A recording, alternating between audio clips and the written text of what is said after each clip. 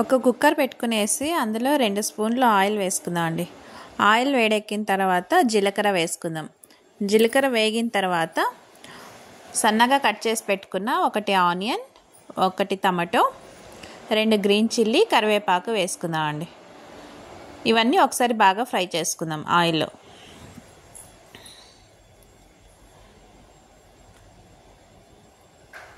ఇప్పుడు 1 spoon salt వేద్దామండి. Salt వేసుకొని fry చేసుకుందాం అంట. సాల్ట్ వేసుకుంటే తొందరగా వేగుతాయి కదా ఆనియన్ అంతా. ఇప్పుడే రుచికి సరిపడా సాల్ట్ వేసేస్తున్నాను. ఇలా సాల్ట్ వేసుకొని ఒకసారి అంతా బాగా ఫ్రై చేసుకుందాం అండి. చూడండి బాగా అంతా మగ్గిపోయింది కదా టమాటో ఆనియన్ అంతా. ఇప్పుడు 1 స్పూన్ అల్లం వెల్లుల్లి పేస్ట్ వేసుకుందాం అండి. ఇది పచ్చివాసన పోయేదాకా ఫ్రై చేసుకుందాం.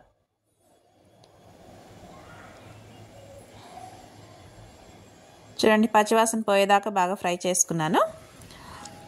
ఇప్పుడు దీనికి 1/2 స్పూన్ పసుపు, 1 స్పూన్ ధనియా powder, 1 spoon red chilli powder, అలాగే 1 స్పూన్ గరం మసాలా అండి. ఇదంతా వేసుకొని ఒకసారి బాగా అంతా కలుపుకుందాం. అలాగే కొద్దిగా సాంబార్ పొడి వేసినానండి. పాస్తాకి సాంబార్ పొడి వేస్తే టేస్ట్ అనేది చాలా బాగా వస్తుంది. మీ ఇంట్లో ఏది ఉంటే అది సాంబార్ పౌడర్ వేసుకోండి. ఇలాంతా ఒకసారి బాగా ఫ్రై చేసుకునేసి 1 కప్పు పాస్తా తీసుకున్నానండి. ఈ పాస్తా వేసుకొని ఒకసారి అంతా బాగా కలుపుకుందాం. ఏ కప్పుతో అయితే పాస్తా తీసుకున్నానో అదే కప్పుతో 1.25 కప్పు వాటర్ తీసుకున్నానండి. అంటే 2 కప్పులకు కొద్దిగా తక్కువ. అన్ని వాటర్ వేసుకునేసి ఒకసారి అంతా బాగా కలిపేసి కుక్కర్ మూత పెడదామండి. 1 విజిల్ పెట్టుకుందాం అంటే 1 విజిల్కి బాగా ఉడికిపోతుంది. అది విజిల్ వచ్చేలాగా ఒక పెనం పెట్టుకునేసి అందులో 1 స్పూన్ ఆయిల్ వేసుకొని 4 ఎగ్స్ వేసుకొని ఫ్రై చేసుకుందాం అండి. కొద్దిగా సాల్ట్ వేసినాను.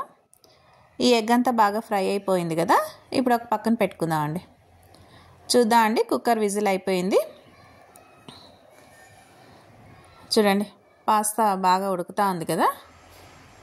కొద్దిగా వాటర్ ఉంది, అందుకే నేను మళ్ళీ గ్యాస్ ఆన్ చేసినాను.